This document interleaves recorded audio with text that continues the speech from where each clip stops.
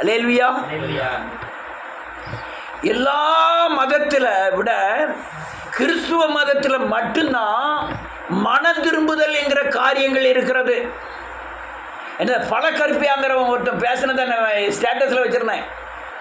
அவன் சொல்கிறான், நான் அந்த மனம் திரும்புதலை கேட்ட உடனே எனக்கே பயங்கரம் இதாகிட்டு, நான் எந்த மதத்தை, நான் கிறிஸ்தவம் இல்லை, அந்த ரிப்பட்டன் அப்படிங்கிறத கேட்ட உடனே எனக்கு பெரிய ஆச்சரியமாகவும் பகிரங்கமாக ஆயிட்டு. அதுவும் ஒரு கடவுள் மனிதருடைய பாவத்திற்காய் மனுஷ ரூபம் எடுத்து மனம் திரும்பி ரசிக்கப்படும்படியா அந்த கரையத்தை பூரா கெட்டுனாருங்கிறத கேட்ட உடனே எனக்கு பெரிய ஆச்சரியமாயிட்டுன்னா. பழகற்பியா தெரியுமா? தெரியாதோ? நல்லா பேசுவோம் தமிழ் இலக்கியங்களை. என்ன பெரிய ஆச்சரியமாயிட்டு அப்படின்னா, இப்போ உங்களுக்கும் கூட இந்த மனம் திரும்புதலை குறித்து நீங்கள் சரியானபடி புரிந்து கொள்ளணும்னா நீங்கள் அடிக்கடி காயப்பட்டுக்கிட்டே இருப்பீங்க. காயப்பட்டுக்கிட்டே உங்களுக்கே தெரியாது. இந்த எதுல இருந்து மனம் திரும்பணும்னா, எப்போ மனம் திரும்பணுங்கிற எண்ணம். இப்போ மனம் திரும்புதலுடைய விதையை நான் இப்போ ஏன் விதைக்கிறோம்னா, நீ காயப்படும் போது வேதனைப்படும் போது அதை குறித்து உணரும்படியாக தான் இந்த வார்த்தைகளை உங்கள்கிட்ட பேசிகிட்டு இருக்கேன். திடீர்னு சரீரத்தில் உபத்திரவோம், ஆத்மாவில் உபத்திரவோம், உங்கள் ஆவியில் பலன் இல்லை அப்படின்னு நினைக்கும் போது நீங்கள் உங்களுக்கு அந்த நெருத்து பார்க்கக்கூடிய இது நீங்கள் செய்த பாவம். பாவம் சாபமாய் மாறும். சாபத்தில் உள்ள பாவம் உங்களுக்கு கிரியை செய்யும். என்ன சொன்னேன்? மாறும். இல்லைன்னா பாவத்தில் உள்ள கிரியை, சாபத்தில் உள்ள கிரியை பாவமாய் உங்களுக்குள்ள வெளிப்பட்டு அது உங்களுக்கு தண்டனையாக ஏற்பட்டு உங்களுக்கு உபத்திரத்துக்கு வந்துடும். இயேசுநாதர் தண்டிக்கிறவர் அல்ல, இயேசுநாதர் தீங்கு செய்கிறவர் அல்ல. நான் அல்லையா என்னுடைய இரத்தத்தில் இருக்கிற சாபத்தின் நிமித்தம் பிசாசானவன் என் சரீரத்தையோ என் ஆத்மாவையோ பாவம் செய்ய தூண்டுகிறான். தூண்டுகிறதுனால, நான் பாவம் செய்கிறதுனால தேவன் நீதி உள்ளவர், நம்மை அங்க தண்டனைக்கு என்ன செய்கிறார்? ஒப்பு கொடுக்கிறார். அவர் தண்டிக்கிறவர் அல்ல. அவர் பொல்லாங்கினால் யாரையும் என்ன செய்ய மாட்டாரா? தண்டிக்க மாட்டார். இப்போ நான் என்ன சொன்னதுங்க புரியுதா? இதாங்க நல்லா புரிஞ்சுக்கணும். நீங்கள் உங்களுக்குள்ள ரத்தத்தில் அல்லையா அந்த சாபம் உங்களுக்குள்ள இருக்கிறதுனால பிசாசானவன் அதை கண்ணி வச்சு உங்களுக்குள்ள வந்து பாவத்தை செய்ய தூண்டி அது நியாய தீர்ப்புக்கு போய் நியாயம் தீர்க்கிற வேதவசனத்தின் அடிப்படையில் தேவன் நியாயம் தீர்ப்பார். அதை தேவன் நியாயம் தீர்த்தோன்னா உங்களுக்கு தண்டனைக்கு வந்துடும். ஆமென். பாவம் உங்களை சாபமாய் மாறும். உங்களுக்கு உள்ள இருக்கிற சாபம் உங்களுக்கு பாவத்தின் கிரியைகளை செய்ய வைக்கிறது பிசாசு. பிசாசை அதுக்கு செய்ய வச்ச பிறகு அவன் தான் போய் சொல்றான், தேவன்கிட்ட போய் சொல்றான், இவன் பாவம் செய்துட்டான்னு. யாரு செய்ய வச்சது? யாரு? ஏன் போய் சொல்றான்? இவன் அடுத்தால யார்கிட்ட வரணும்? இல்ல அவன்கிட்ட தான் போகணும், அவன்கிட்ட தான் போகணும். அதுக்காண்டி உங்களை படன்னு பாவம் செய்ய வச்சுட்டு குடுகுடுன்னு ஓடி போய் தேவன்கிட்ட போய் இந்த பாரு பாவம் செஞ்சுட்டோம், இத்தனாவது அதிகாரம் இத்தனாவது வசனத்தில் இன்ன பாவத்துக்கு இந்த தண்டனை இருக்கு, என்ன சொல்ல போறாரு? அவன ஆண்டவர் சொல்லாரு, நீ அவன் சரீரத்தை மட்டும் என்ன தொடு, மற்ற எதையும் என்ன செய்யாத, தொடாத. இவர் தாவீது முட்டை மாத்திரம் தொடு, மற்ற எதையும் என்ன செஞ்சிடாத. அப்பாடி அது அடின்னு கிடையட்டும், முட்டை மாத்திரம் தான் தொடணுன்றார். இப்போ தொட்டு அது குடிச்ச யார்கிட்ட கொடுக்கப்பட்டிருக்கு? அவன் என்னைக்கா நினைப்பான், முந்தி நம்மளை சேவிச்சிருக்கான், இவனை போயெல்லாம் அவ்வளோ சங்கடப்படுத்தப்படாது, பைய அடிக்கணும், பைய நோ இருக்கணும், அதெல்லாம் கிடையாது. ஈவு இறக்கம் எதுவுமே இருக்காது. போட்டு கொள்ளுவான். ஆனால் எந்த மதத்திலும் இல்லாத ஒரு ஒரு பயங்கரமான அதாவது ஒரு விசேஷமான, இன்னும் சொல்ல போனால் நம்மை பாதுகாக்கக்கூடிய ஒரு வழிமுறைகளை கிறிஸ்துவம் மட்டும்தான் இருக்குது. சிலுவை இருக்குன்னு எல்லாத்துக்கும் தெரியும், சிலுவையில் அறையப்பட்டான்னு தெரியும், மனம் திரும்புதலை பற்றி தெரியாத? சிலுவை தெரிஞ்சதுக்கு மனம் திரும்புதான் அது ஒரே ஒரு நாள் ஈஸ்டருக்கு மட்டும் மனம் திரும்பினா போதும்னு நினைக்கக்கூடிய கூட்டங்கள் எத்தனை இருக்கு? அனுதினமும் மனம் திரும்பணுங்கிற காரியம் யார்கிட்ட இருக்கு? அனுதினம் மனம் திரும்பாம இப்போ வேதனை. ஆமென். இவன் உடனே என்ன செய்யற இந்த காரியம் ஒருத்தருக்குமே இல்லை. உடனே உங்கள் சரீரம் நெருக்கப்படும் போது நீங்கள் இதனால தான் நான் காயப்படுறேங்கிற தன்மை உங்களுக்குள்ள வரணும். அதுதான் இப்போ பேசிக்கிட்டு இருக்கேன். நீங்கள் உங்கள் பிள்ளைகள் கஷ்டத்தில் படும்போது, நீங்கள் சரீர உபத்திரம் அல்லது ஆத்ம உபத்திரம் படும்பொழுது, நீங்கள் நன்றியோடு கூட துதிக்கிறேன், இந்த உலகத்தில் வேறு எந்த கோணத்திலேயாவது நீங்கள் நசுக்கப்படும்போது, இது என் பாவத்தினால தான் வந்தது, அல்லது சாபத்தினாலே பிசாசானவன் பாவம் செய்ய வைத்து நியாய தீர்ப்புக்கு கொண்டு போய் தேவன் நியாயம் தீர்த்து என்னை இந்த சங்கடத்துக்குள்ளே வந்திருக்கேன், நான் இந்த பாவத்தை நான் தேவன்கிட்ட அறிக்கை செய்துட்டு பரிசுத்தமானோம்னா எனக்கு இதிலேருந்து விடுதலை ஆக முடியுங்கிற ஒரு நிச்சயமும் ஒரு தன்மையும் உங்களுக்குள்ள உண்டாகணும். ஆமென். அப்படி உண்டாயிட்டு அப்படின்னு தெரிஞ்சதுன்னா நீங்கள் தப்பித்து கொள்ள முடியும். ஆனால் என்ன சில பிரசங்கியார்களை பார்த்தோன்னா ஏகப்பட்ட பிரசங்கியார்ட்டு பழகிருக்கேன். ஆனால் நல்லா தெரியும், நல்ல அழகான பேச்சுகள், அழகான அன்பான காரியங்கள், தான தர்மங்கள், பரிசுத்தங்கள் எல்லாம் இருக்கு. அப்போ ஏன் இவருக்கு போல வேதனைகள்னு நினச்சிருக்கேன். கடுமையான வேதனைப்படுவார், சரீரத்தில் நொறுக்கப்படுவார். நொறுக்கப்படும் போது, பயங்கரமாக நொறுக்கப்படும் போது அல்லையா ஏன் இவ்வளோ வேதனைன்னு நினைப்பேன். சரீரத்தில் பாவம் செஞ்சாலும் உங்களுக்கு சரீரத்தில் தண்டனை வரலாம். இவங்க என்ன செய்கிறாங்க, ஆத்மாவில் பாவம் செய்கிறாங்க. இதில் ஆத்மான என்னது, எண்ணங்கள், யோசனைகள், சிந்தனைகள். இதில் என்ன பாவம் செய்கிறாங்க, இச்சிக்கிறார்கள், பெருமைப்படுகிறார்கள், கோபப்படுகிறார்கள், அடுத்தவங்களுக்கு அலுவலியா கெடுக்கணும்னு எவ்வளோ எண்ணங்கள் இல்லை. ஆனால் வெளியே பார்த்தங்க, உட்கார்த்தங்க, போத்தங்க. ஆனால் உள்ள இந்த வெளியே உள்ள கிரியைகளுக்கு அவன் தண்டனை இல்லை. எங்க உன் ஆத்மா வாழ்கிறது போல இப்போ ஆத்மா கெடுக்கிறதுனால சரீரத்தில் உபத்திரவங்கள் அநேகர் கேட்டிருக்காங்க. அந்த பாஸ்டர் நல்ல பாஸ்டர்களா, அவருக்கே அந்த வேதனை, அவருக்கே இந்த அடி, இந்த விசுவாசி. அவன் வெளிப்புறமாக நல்லவன் தான், உள்ள எப்படி இருக்குன்னு யார் கண்டா? ஆமென். புரிஞ்சுதா? அப்போ நமக்கு இன்னார் தான் தெரிஞ்சிட்டுனா சில காரியங்களை செய்யணும். நீங்கள் லேவியாரம் எடுக்கலாம். லேவியாரம் பற்றி பேசுகிறேன்.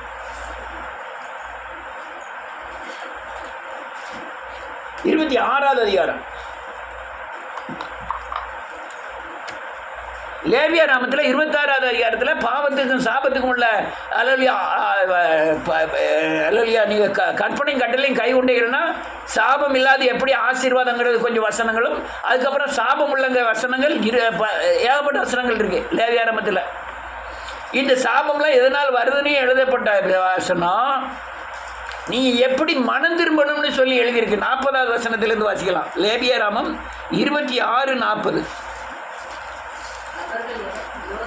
ஆமென். துரோகம் பண்ணி தங்கள் அக்கிரமத்தையும் என்ன எழுதியிருக்கு?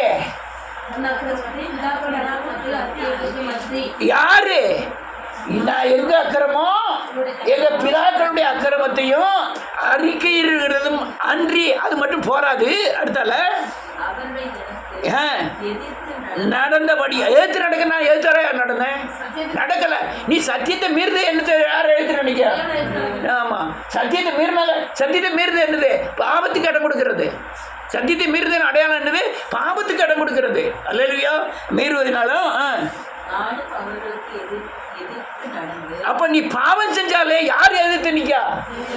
தேவனே எதிர்த்து நிற்கிறாரு. துணிகரமான பாவம் வேற, பாவம் அசால்ட்டான பாவங்கள் வேற. துணிகரமான பாவம் நான் செஞ்சு தெரிஞ்சு செய்வேன், செய்யக்கூடாதுன்னு எனக்கு தெரியும், தண்டனை வருதுன்னு எனக்கு தெரியும். ஆனாலும் துணிகரமாக செய்கிற பாவம் துணிகர பாவம். நான் அசால்ட்டாக போகும்போது சில காரியங்களை செஞ்சுருந்தேன், தெரியாமல் செஞ்சுருந்தேன், அது வேற பாவம். ரைட். அடுத்தல ஆமென். ஆமென். அறிக்கையிட்டு இருதயத்தை தாழ்த்தி இப்ப இந்த வேதனை எல்லாம் ஏன் அக்கிரமத்தினாலதான் வந்ததுங்கிறத நீங்க உணர்ந்து என்ன செய்யணும்? அறிக்கையிடணும். அல்லேலூயா. அறிக்கையிடணும். நான் இப்ப சொல்லுகிற காரியங்கள் உங்க ஆயுசு முழுக்கும் பாதுகாப்பை தரும். உங்க எந்த நிலைமையில இருந்தாலும் உங்களுக்கு பாதுகாப்பை தரும். அதுக்காக தான் கத்திக்கிட்டு இருக்கேன். அல்லேலூயா. நீ என்ன நிலைமையில உங்க வீட்டில் எல்லாரும் கஷ்டப்படுவாங்க, நீங்க விடுதலையா இருக்க முடியும், நீங்க பாதுகாப்பாக இருக்க முடியும். எது? இயேசுவின் ரத்தம் ஒன்று தான் உங்களை பாதுகாப்பாக நடத்தும். மனம் திரும்புதல் என்ன? இயேசுவின் ரத்தத்தினால என்ன செய்யப்படுவது? கழுவப்படுவது. அவர் ரத்தம் மட்டும்தான் உங்களை பாதுகாக்கும். அடுத்தால என்ன இருக்கு? ஆமென் ஆமென் ஆமென் ஆமென் ஆமென். நினைப்பேன் நினைப்பேன். ஆமென் ஆமென். ரம்யமாய் அனுபவிக்கும் அவமதித்து வெறுத்தபடியினால்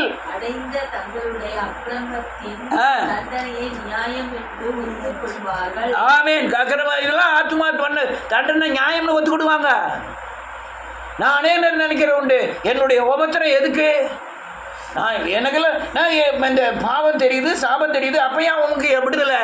நான் இந்த ஊழியம் பார்க்காட்டா நான் அழகான இதுபடி இருந்திருப்பேன்.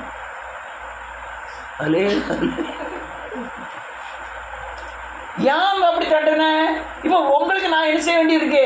கற்றுக் கொடுக்கறதுக்கு உண்டான பரிசுத்தம் எனக்கு தேவை வேண்டியிருக்கு. உங்கள் பரிசுத்தத்தில் இருந்தால் நான் அழகாக காலத்தை ஓட்டிகிட்டு போயிடலாம். இவ்வளோ பேரை நடத்தக்கூடிய பரிசுத்தம் யாருக்கு வேண்டியிருக்கு?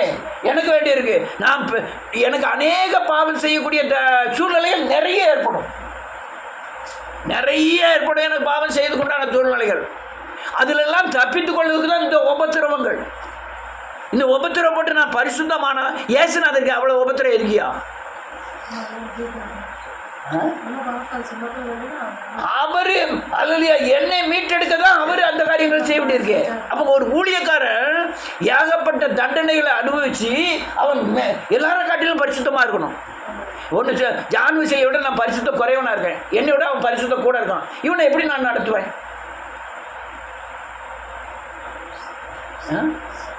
சொல்லுது புரியுதா? நான் அவனை விட நான் எப்படி இருக்க வேண்டியிருக்கு? பரிசுத்தமாக இருக்க வேண்டியிருக்கு, நீதியாக இருக்க வேண்டியிருக்கு. இல்லை நான் எவ்வளவுதான் வசனம் பேசினாலும், எவ்வளவுதான் நான் சத்தியத்தை போதித்தாலும், நான் சொல்கிற எந்த காரியமும் எடுபடாது. நான் ஏன்னா என் உள்ளது தான் அவன்கிட்ட என்ன செய்யும்? நடிப்பெல்லாம் இங்கே செல்லாது. பள்ளிக்கூடத்தில் நடிப்பு, ஊழியக்காரனுக்கு நடிப்பெல்லாம் செல்லாது. கொஞ்சம் செல்லுத மாதிரி தெரியும், செல்லாது. உருவாக்க முடியாது, அவனை உருவாக்க முடியாது. நான் அவனை விட பரிசுத்தமாக இருந்தாலும் அவனை உருவாக்க முடியும். அதுக்கு தான் இந்த சிச்சைகள். அல்லேலூயா, இந்த சிச்சைகள். அடுத்த இதெல்லாம் காரியங்கள். மனம் திரும்புதலும் பாவ மன்னிப்பும் நிச்சயம் மாறாத பிரமாணம். நீங்கள் மனம் திரும்புதலும் ஒரு வசனத்தை வாசிப்போங்க. வெளிப்படுத்தின விஷயத்தில் 2வது அதிகாரம் 5வது வசனம். எல்லாரும் டக்கு டக்குன்னு வாசிக்கலாம்.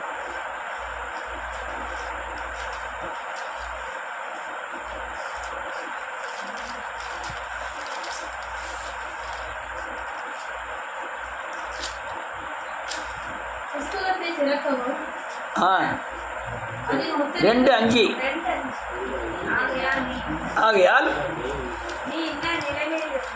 நல்ல கலங்க நீ இன்ன நிலைமையிலிருந்து விழுந்தாய் என்பதை நினைத்து மனம் திரும்பி நீ இதுக்கு முன்னால செய்த கிரியைகளை செய்வாயாக. இல்லாவிட்டால் சீக்கிரமாய் வந்து நீ மனம் திரும்பாத பட்சத்தில் அவன் ஒளியா வைத்திருக்கிற விளக்கு தண்டை அதிலிருந்து விளக்கு யாரு? நான் ஏசா விளக்கு. அவரை உங்களை விட்டு என்ன செய்வாரு? நீக்கிடுவார். நீங்கள் மனம் திரும்பி பாவம் செய்துக்கிட்டு இருந்தீங்கன்னா நீங்கள் வளர்ச்சி அடைய முடியாது. குறிப்பிட்ட அளவுக்கு மேலே உங்களால் வளர்ச்சியே முடியாது. மனம் திரும்பின பிறகு நீங்கள் பாவங்கள் மேற்கொள்ளிடும் என்றும் நான் இல்லைன்னு சொல்லலை. ஆனால் இது பாவம் மேற்கொள்ளுங்கிற உணர்வாது நமக்கு இருக்கணும். துணிகரமாக அடுத்தால பாவம் செய்தீங்கன்னா அடுத்தால உங்கள் வளர்ச்சி பாதிக்கும். இது கிறிஸ்துவ ஜீவன் ரிலீஜன், அதாவது வளர்ச்சி உங்களை வளரக்கூடியது. நீங்கள் அபிஷேகத்தை பெற்று கனிகள் பெற்று வரம் பெற்று அல்லையா அப்படியே வல்லமை பெற்று மகிமை பெற்று ஆளுகை பெறணும், அப்படியே வளரணும். அல்லேலூயா, இது வளரக்கூடியது. அதனால் இது மனம் திரும்புதல் உங்களுக்கு சுத்த மனம் திரும்புதல் இருக்கணும். ஒரு பாவி மனம் திரும்பும் போது பரலோக ராஜ்யத்தில் அதிகமான சந்தோஷம் உண்டாயிருக்கு. திரும்பவும் சொல்ல, இந்த மனம் திரும்புதல் மட்டும் இல்லைன்னா நான் ஏகப்பட்ட பேர் சேர்த்துருவேன். ஒவ்வொரு சட்டிலும் தான் நீ மனம் திரும்புதலே சொல்லலைன்னா ஆட்டோமேட்டிக்காக ஆட்கள் பூரா வரும். நீ பாவி மனம் திரும்பு, இயேசுவை போர்மா, இதுதான் பிரச்சனை. ஆனால் விடுதலை நிச்சயம். என்ன நிச்சயம்? விடுதலை நிச்சயம். சிலுவை மூலமாக, இரத்தத்தின் மூலமாக, சேவன் பட்ட பாடுகளின் நிமித்தம் நமக்கு விடுதலை நிச்சயம். மனம் திரும்புதல் என்னன்னா, நான் இயேசுவை பார்த்துக்கிட்டே இருக்கேன், நீங்கள் வேற எங்கே பார்த்தாலும் அது பிசாசு. ஆமென். நீ எங்கே பார்த்தாலும் இந்த பிசாசின் பார்வையை, அதாவது நடக்கையை, அதாவது யோசனையை விட்டுட்டு நீ இனிமேல் இதை தொட மாட்டேன்னு சொல்லி இவர் பக்கம் திரும்புதலாம். அதுக்கு பேர் தான் என்னது? மனம் திரும்புதல். நீ எங்கே பார்த்தாலும் பிசாசு தான். ஆமென். இயேசுவை கண்ணை விட்டு நீங்கள் வேற இப்படி பார்த்தாலும் அப்படி பார்த்தாலும் பிசாசின் கண்ணில் தான் விடணும். ஆனால் கண்ணில் உள்ளது பெரிய காரியம் இல்லை. ஆத்மா பாதிக்கப்படும், சரீரம் பாதிக்கப்படும், நெருக்கப்படும். அல்லேலூயா. ஆனால் சில ஆட்களை பார்த்துருக்கேன், நல்ல தேவனை செய்ப்பாங்க, அந்தரங்கத்தை பார்த்தா பயங்கரமான கொடுமையான காரியங்களை செய்வாங்க, ஒன்றுமே வராது. ஜாலியாக உலகத்தில் வாழ்ந்துட்டு செத்துட்டு போயிடுவாங்க. அவங்க 4 பிள்ளைகள் இருக்கும், 4 பிள்ளைகளும் அவர் செஞ்ச காரியத்துக்கு உண்டான தண்டனையை பூரா அனுபவிச்சுட்டு இருக்கும். அவர் போயிடுவார். அது ஏன் தெரியல, அது யாருன்னு எனக்கு தெரியல. நான் ரொம்ப பேர் அல்லையா மனம் திரும்புதலுக்குள்ளே நடத்தியிருக்கேன். ஆண்டவரே, நான் ஒரே ஒரு பாவம் செஞ்சுக்கிட்டேன். நான் தான் 25 பேர் நடத்திருக்கேன், 50 பேர் நடத்திருக்கேனே. நான் ஒரே ஒரு பாவம். நீதிமான் பாவம் செய்தால் அவனுடைய நீதி நினைக்கப்படுவதில்லை. அதே மாதிரி ஒரு பாவி நீதி செய்யும்போது அவனுடைய பாவமும் என்ன செய்கிற நினைக்கப்படுவதில்லை. வேதம் தெளிவாக சொல்லுது, சாகிறவனுடைய சாவை நான் என்ன செய்வதில்லை, விரும்புவதில்லை. எல்லாரும் மனம் திரும்பி குணப்பட வேண்டும் என்று விரும்புகிறேன். அல்லேலூயா. ஒரு மனுஷன் இருந்தான், திடீர்னு அது எல்லாருக்கும் தெரியும், எசேக்கியேல் சாவதுக்கு தீர்க்க தரிசனம் சொன்னோடனே அவன் சோர் பக்கமாய் திரும்பி அழுதான். ஒரு பையன் பிறக்கான். அவன் அழுதது எதுக்கு தெரியுமா? இயேசுநாதர் அவன் வயிற்றில் தான் பிறக்கணும். யார் வயிற்றில்? எசேக்கியேல் வயிற்றில். ஆனால் நம்ம வயிற்றில் பிள்ளை இல்லையா, அதுக்குள்ளே ஆண்டவர் இதுக்குள்ளே எடுத்துக்கிட்டணுங்கார நம்ம சந்ததியோட கட்டாக போத அப்படின்னு நினச்சி அவன் சோறு பறக்கமாக திரும்பி அழுகிறான்.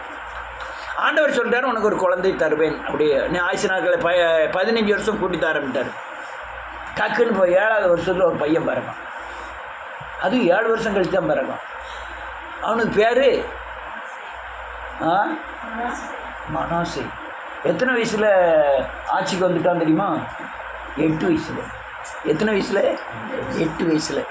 8 வயசில் வந்தது மட்டும் இல்லை, அவன் அப்பா நல்லா பண்ணியிருந்தான். சர்ச்சை நல்லா நடத்திக்கிட்டு இருந்தான். விக்கிரங்கள்லாம் தூக்கி தூர வீசிட்டு ஆராதனை எல்லாமே வருமே. அவ்வளோ விக்கிரத்தையும் தூக்கி தூர போட்டுட்டு, அல்ல அவ்வளவு இவன் செஞ்ச நல்ல காரியத்தெல்லாம் சர்ச்சை விட்டு விலக்கிட்டு விக்கிரகங்களை கொண்டு வந்து வச்சுட்டான். வாசிப்போம் கொஞ்சம் 2-3 வசனங்களை வந்துடும். வாசிப்போம். 2 ராஜாக்களின் புத்தகம் 21வது அதிகாரம்.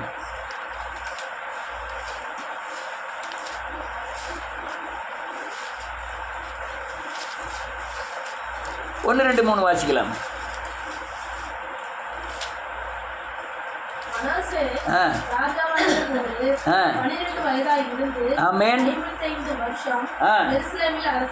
அரசாண்டான். எப்சிபால்.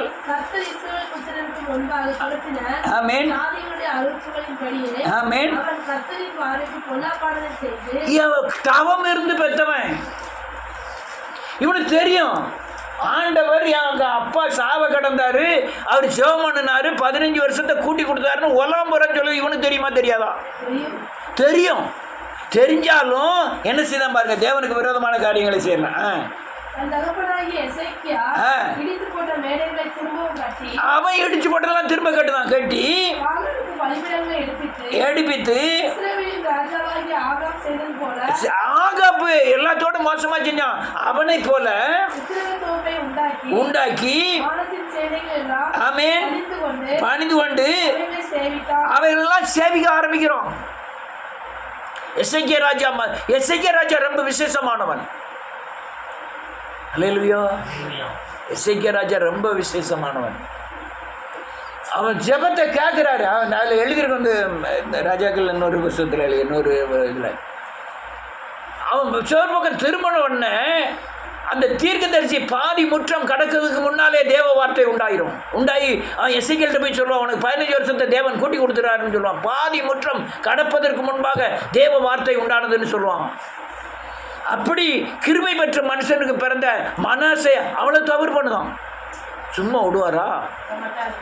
விட மாட்டார். வாசிப்போம், சும்மா விடாத காரியங்களை 2 நாளாகமத்தின் புத்தகம் 33வது அதிகாரம்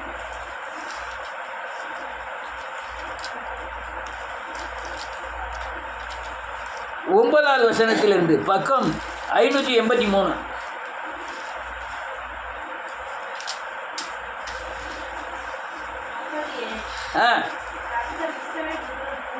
ஆமேன்.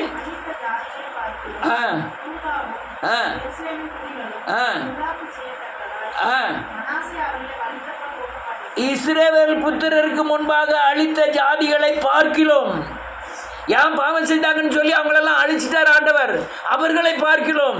யூதாவும் எருசலேமின் குடிகளும் பொல்லாப்பு செய்யத்தக்கதாய் மனேசே அவர்களை வழி தப்பி போக பண்ணினான்.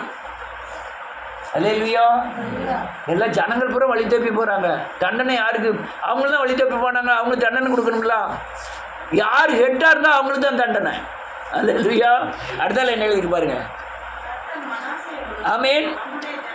ஜனத்தோடும் ஆமேன் கவனிக்காதே போனார்கள். ஆமேன். பார பண்ணினார் மனாசேயை.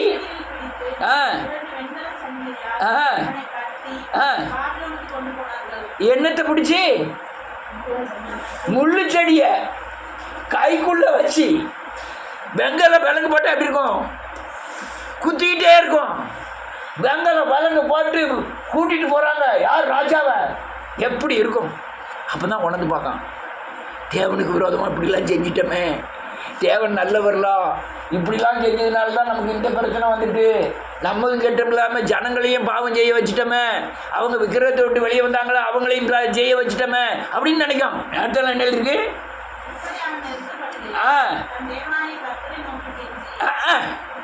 ஆனால் இப்படி நெருக்கப்படும் போதும் இந்த நினைவே வருது. ஆண்டவரே கெஞ்ச ஆரம்பிக்க, ஆண்டவரே என்னை கைவிடாத இருப்பீராக, ஆண்டவரே நான் பாவம் செய்தேன். எப்போ அறிவு வரும்? மயிலே இறகு போட்டுனா சாட்டையில் 2 கொடுத்தாதான். ஆனால் சாட்டையில் கொடுத்தாலும் உணர்வு இல்லாமல் போகிறது பிசாசின் கிடையாது. நான் இவ்வளோ நேரம் கத்திக்கிட்டு இருக்க காரணம் சாட்டையில் உங்களுக்கு கொடுக்கும் போதாவது உங்களுக்கு ஓர்மா என்ன செய்யணும்? வரணும். அதுக்காக தான் இவ்வளோ நேரம் நான் பேசிகிட்டு இருக்கேன். நெருக்கப்படுகிற நேரங்களில் நீங்கள் மனம் திரும்பினீங்கன்னா எந்த பிரச்சனையாலும் நீங்கள் விடுதலை ஆயிடுவீங்க. ஆமாம், அது அப்படி தான் செய்கிறோம். நீங்கள் ஒவ்வொரு பகுதியிலும் வாசிக்கலாம் மனம் திரும்புதலை குறித்து.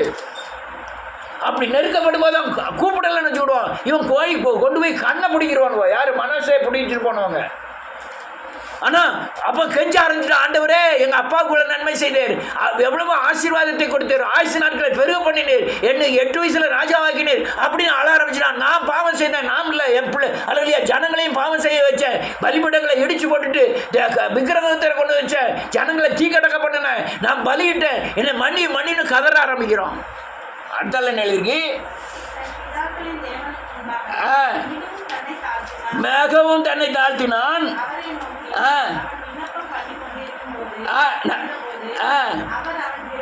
என்ன எழுதியிருக்கு பாருங்க. அவன் அப்படி கெஞ்சிக்கிட்டு இருக்கும் போதே, ஜெபம் பண்ணிக்கிட்டு இருக்கும் போதே, உருக்கமான ஜெபம் மட்டும்தான் கேட்கப்படும். 2 எண்ணங்களோடு ஜெபம் பண்ணக்கூடிய எந்த ஜெபமும் கேட்கப்படாது. அவன் உருக்கமாக ஜெபம் பண்ணுதான், உடனே ஜெபம் கேட்கப்படுது. என்ன எழுதியிருக்கு?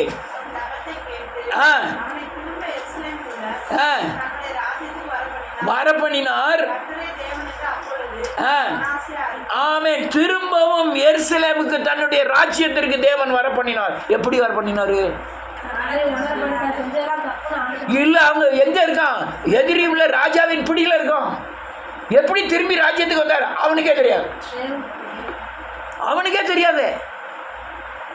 தெரியாத விதம் காடை கொண்டு வந்து ஒழுங்கியா ஒரு காற்றை வீச பண்ணினாராம்.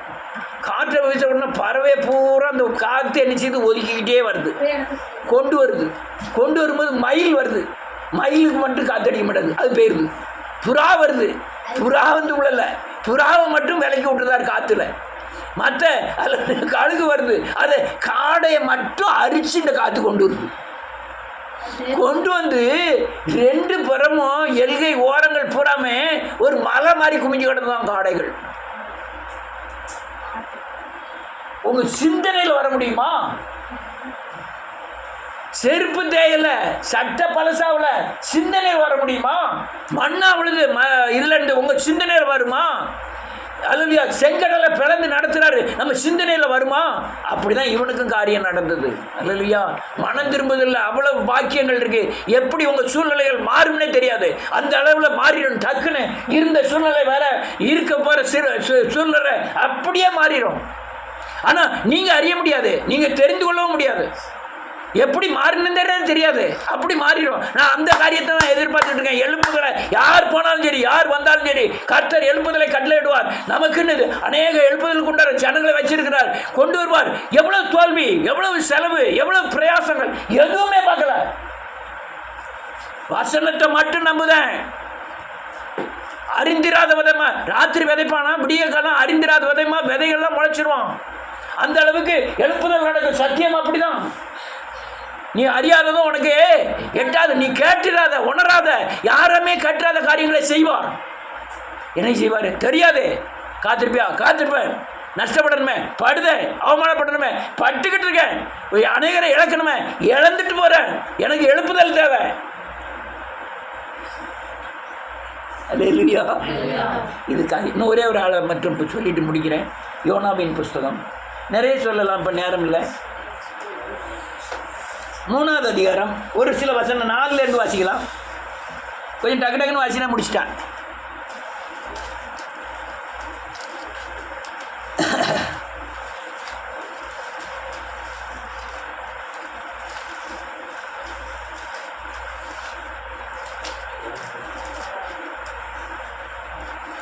ஆயிரத்தி 74வது பக்கம் யோனாவின் புஸ்தகம் 3ஆவது அதிகாரம் 4வது வசனத்திலிருந்து. பிரவேசித்து ஆமென் உண்டு போவோம் என்றான். ஆமென். விசுவாசித்து செய்யும்படி கூறினார்கள். ஆமென். கொண்டார்கள். ஆமென். ஏற்றின போது யாரு? ராஜா தன் சிங்காசனத்தை விட்டு எழும்பி கலட்டி ஆமென் உட்கார்ந்தான். ஆமென். ஆமென். ஆமென். ஆமென். ஆமென். ஆமென். ஆமென். கூப்பிடவும் ஆமென். ஆமென். ஆமென். ரைட். ஒரு நிமிஷம் நான் சொல்லிக்கிறேன் இயேசுவின் நாமத்தினாலே. யோனா எங்கே போறான்? தர்சீசுக்கு போறான். அவனை பிடிச்சி எடுத்துட்டு வந்து அவனை ஒரு மீனை மூங்க வச்சு, மீனை கரையில் கக்க வச்சு, அங்கே வந்து அல்லையா அவனுக்கு தரிசனத்தை கொடுத்து, சொப்பனத்தை கொடுத்து, நடைகளை கொடுத்து, அவனுக்கு எல்லாம் கொடுத்து போய் சொல்லுங்காரு.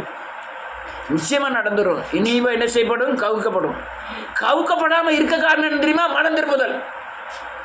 யார் முதல்? சிறியோர் முதல் பெரியோர் வரை, ஆடு மாடுகள் ராஜா எல்லாரும் உட்கார்ந்து உபவாசம் பண்ண ஆரம்பிக்காங்க. கர்த்தாவே என்னை காப்பாற்றோம், நாங்கள் தப்பு பண்ணிட்டோம், நாங்கள் விரோதமாக நடந்துட்டோம், எங்களை மன்னியம்னு சொல்லி காதுதான். அதுக்கு அடுத்த வசனம் வாருங்க, 10வது வசனம். ஆமென். 9. யாருக்கு தெரியும்? ஆமென். தேவன் மனஸ்தாபப்பட்டு ஆமென்.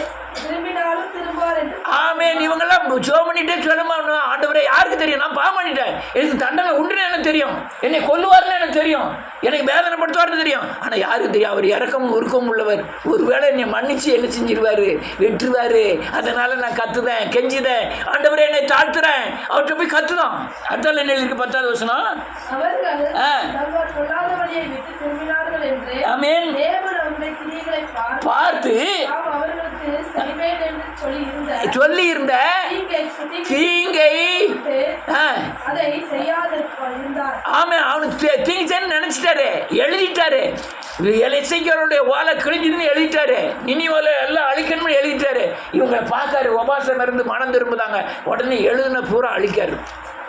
செய்ய வேண்டும் என்று நினைத்த தீங்கை செய்யாதிருந்தார், விட்டுறாரு. இதுதான் உங்களுடைய முடிவாகும். நீங்கள் உபத்திரம் சாதாரணமாக வராது, பாவத்தினால தான் வரும்.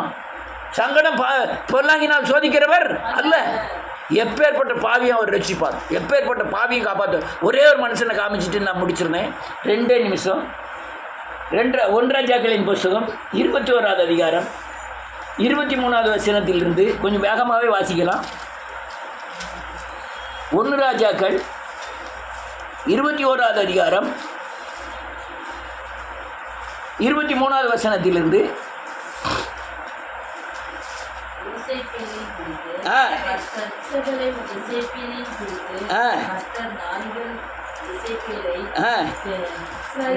இஸ்ரேலின் மதில் அருகே தின்னோம், சாகிறவனை நாய்களும் வெளியிலே சாகிறவனை ஆகாயத்து பறவைகளும் தின்னோம் என்றார்.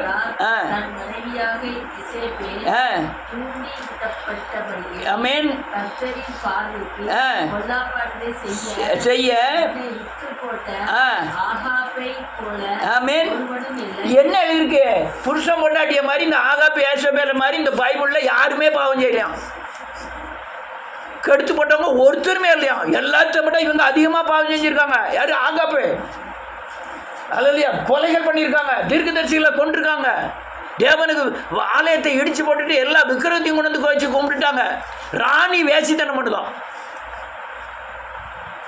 அந்த அளவுக்கு அந்த தேசத்தில் எல்லாரும் வேசித்தனம் பண்ண ஆரம்பிக்காங்க. யார்? இஸ்ரவேலர்கள், வேதக்காரங்க.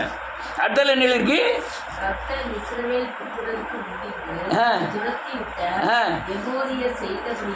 ஆமென். நரகலான பின்பற்றி மகா அருவருப்புனா வேசித்தனமா நடந்து கொண்டான். அடுத்தல கேட்டபோது கிழித்து போட்டுக்கொண்டு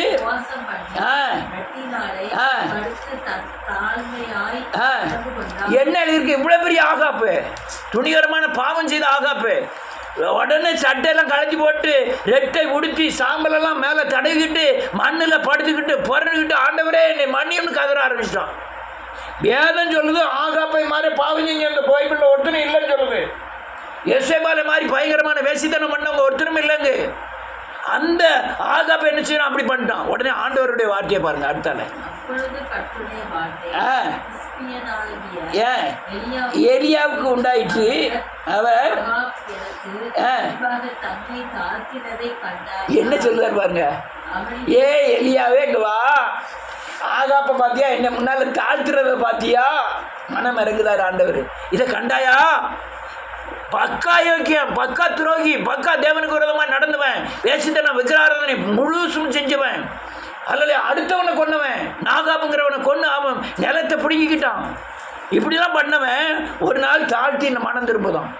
உங்களையும் என்னையும் மன்னிக்க மாட்டாரா? உங்களையும் என்னையும் மன்னிக்க மாட்டாரா? கண்டிப்பாக மன்னிப்பார். இவனை மன்னிச்சவர் நம்மளை ஏன் மன்னிக்க மாட்டார்? மன்னிப்பார். மனம் திரும்ப சுத்த மனம் திரும்புதல் இருக்கணும். அங்கே எங்கே இடைவெளி விட்டோம்னா நம்ம காயப்பட்டுக்கிட்டே தான் இருப்போம். மனம் திரும்புதல் சரியில்லைன்னு அர்த்தம். நீங்கள் மனம் திரும்புதல் சுத்த மனம் திரும்புதல்னா சுத்த விடுதலை இருக்கும். மனம் திரும்புதலில் சுத்தம் இல்லைன்னா உங்கள் விடுதலை சுத்தமாக இருக்காது. அடுத்தால ஆமென். நாட்களில் அந்த பொல்லாப்பை வரப்பண்ணாமல் அவன் குமார நாட்களில் ஆமென் ஆமென். போதும். இப்ப சொத்தை யாருக்கு சேர்த்த வச்சு அது வச்சு போறோம்.